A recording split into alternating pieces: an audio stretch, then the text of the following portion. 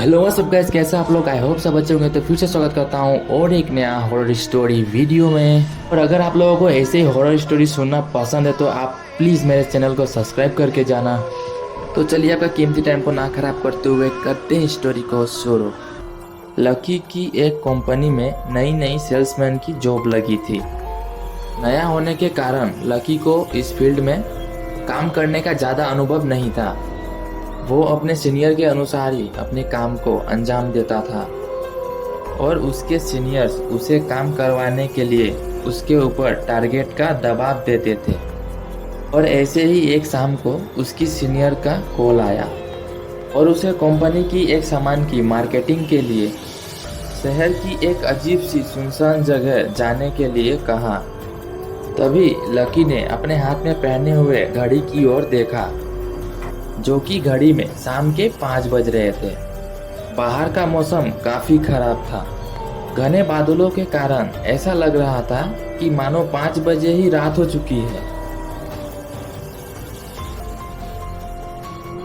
और तभी ही बहुत ही तेज बारिश भी शुरू हो गई। तभी लकी सोचता है कि अगर मैं वहां पर गया तो मुझे लौटने में काफी देर रात हो जाएगी। यही सब सोचते हुए उसने अपने सीनियर को कॉल करते हुए कहा, सर, मेरे हिसाब से इतने देर में वहाँ जाना ठीक नहीं होगा, मैं कल चला जाऊँगा। तभी दूसरे ओर से उसका सीनियर गुस्से से बोला, देखो, सेलर वाले बंदे कभी भी समय देखा नहीं करते और इस फील्ड में वैसे भी बहुत ही कंपटीशन है। अगर तुम्हें जाने में परेशानी हो रही है तो मैं किसी और को भी भेज सकता हूँ और तो और उसका टारगेट भी पूरा हो जाएगा। टारगेट के बारे में सोचकर लकी ने जाने के लिए हाँ कर दी। हैरान परेशान सा वो तेज बारिश में अपने बाइक से शहर की भीड़ भाड़ वाली सड़कों से निकलकर लकी वहां पर पहुंच गया। ये एरिया भी लोगों की आवाज से हर वक्त रोशन रहता है। मतलब वहां पर आप कभी भी जाओ, आपको वहां पर अकेलापन महसूस नहीं होगा। लेकिन आज खराब मौसम और तेज बारिश के कारण उसे वहां पर दूर दूर तक कोई भी इंसान नजर नहीं आ रहा था। लकी जल्दी जल्दी से अपना बाइक चलाकर उसे जहां पहुंचना था वो वहां पर पहुंच गया। और लकी वहां पर जाकर देखता है कि वहां पर अभी कोई नहीं है। जिस मैनेजर से लकी को मिलना था वो आज खराब मौसम होने के कारण जल्दी से अपना काम खत्म करके अपने घर निकल गया था। लकी अपने आप पर ही गुस्सा करने लगा कि वो उसे कॉल करके क्यों नहीं आया। अगर लकी उससे पहले ही बात करके आता तो फिर ऐसा कुछ नहीं होता। उस वक्त रात के लगभग 10 बज चुके थे। बाहर अभी भी तेज बारिश हो रही थी। लकी खुद से ही कहने लगा, अरे यार, इतनी बारिश में और बाइक चला के तो घर जाना बहुत ही मुश्किल है। मगर ऐसे यहाँ पर रुक भी तो नहीं सकता और टाइम भी तो बहुत ज़्यादा हो गया है। यार, ये प्राइवेट नौकरी जो भी कराए वो तो कम है। लकी ऐसे ही खुद से बातें करते हुए धीरे धीरे बाइक चलाने लगा। बारिश के कारण उसे रोड सही से दिखाई भी नहीं दे रहा था। उसे बारिश में बाइक चलाने में बहुत ही तकलीफ हो रही थी। वो अभी कुछ ही दूर पहुंचा था कि उसकी बाइक वहां पर खराब हो गई। वो वहीं पर अपनी बाइक को ठीक करने की कोशिश करने लगा, मगर वो अपनी बाइक को ठीक नहीं कर सका। लकी परेशान होकर मदद की तलाश करने लगा। वहां पर अंधेरा और बारिश के कारण दूर दूर तक कोई भी नजर नहीं आ रहा था। वो अपने स्लेट से भी इतना दूर आ चुका था कि वहां पर पैदल जाना भी थोड़ा मुश्किल ही था। और स्लेट का मतलब यह है कि वो जहां मिलने आया था, जिससे उसका ऑफिस। तभी उसे थोड़ी देर में ही सामने से एक कार आती हुई नजर आई। लकी के चेहरे पर आई हुई परेशानी कुछ हद तक कम हो चुकी थी। अब उसे विश्वास हो चुका था कि अब उसे मदद मिल जाएगी। उसने तुरंत ही अपने बाइक को रोड के साइड में लगा दिया और कार रोकने के लिए इशारा करने लगा। मगर वो कार उसे देखकर भी नहीं रुकी।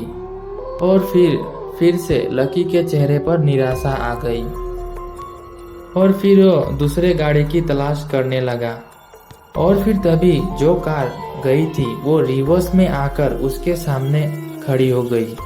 लकी को थोड़ा सा हैरानी भी हुआ कि जो कार अभी थोड़ी पहले बिना रुके चली गई वो अचानक से पीछे क्यों आ गई। जैसे ही वो कार लकी के पास आकर रुकी, सड़क किनारे के लाइट के रोशनी में उसने देखा कि कार की हालत बहुत ही खराब हो चुकी थी।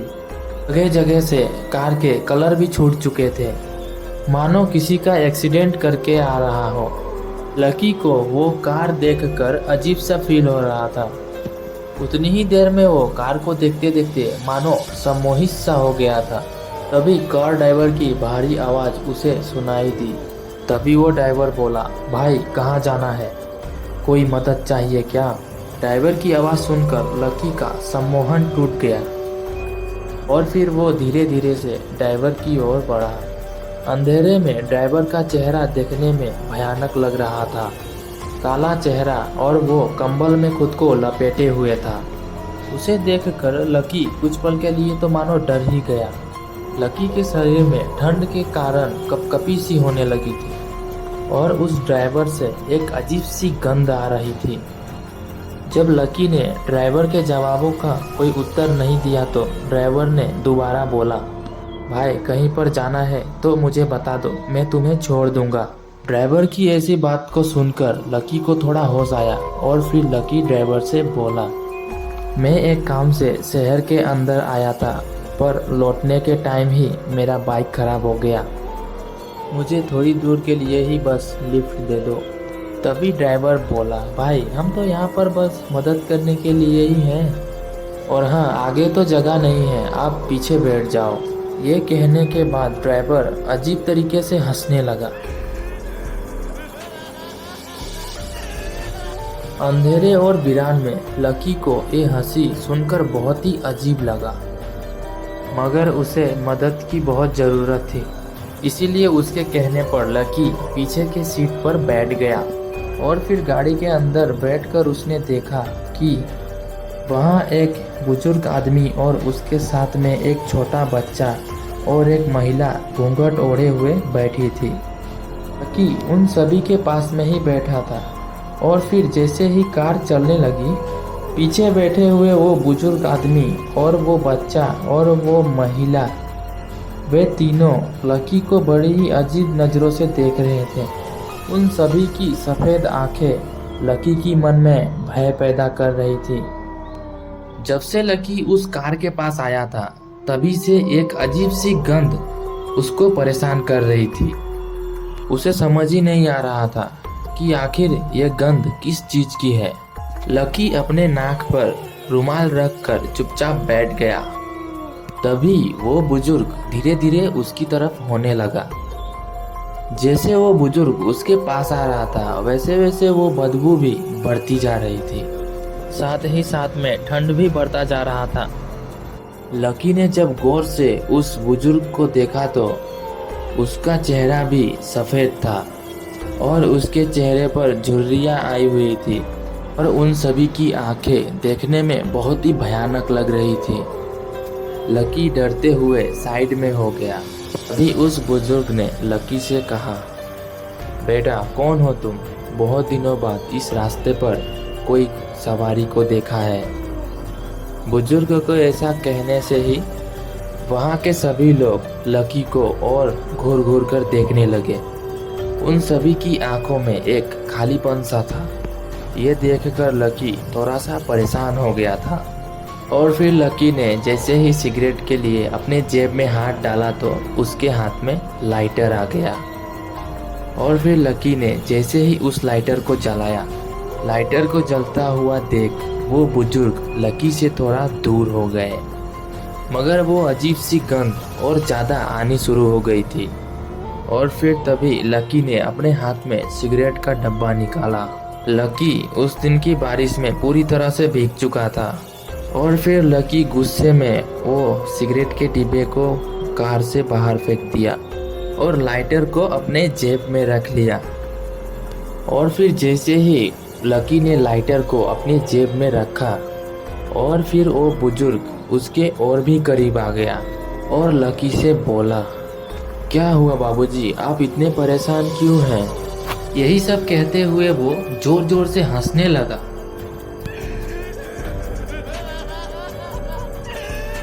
उसके साथ में बैठा वो बच्चा और महिला भी बहुत ही जोर जोर से हंसने लगी। बारिश में भीगने के कारण लकी के सारे कपड़े उसके शरीर में चिपक चुके थे। लकी ने जब ध्यान से देखा तो उन सभी के शरीर में चमड़ी का तो कोई नामो निशान ही नहीं था, सिर्फ हड्डियों का ढांचा ही था। ये सब देखकर लकी तो बहुत ही डर गया और बहुत ही जोर जोर से चिल्लाने लगा। लकी को चिल्लाते हुए देखकर वो ड्राइवर कार को और तेजी से भगाने लगा।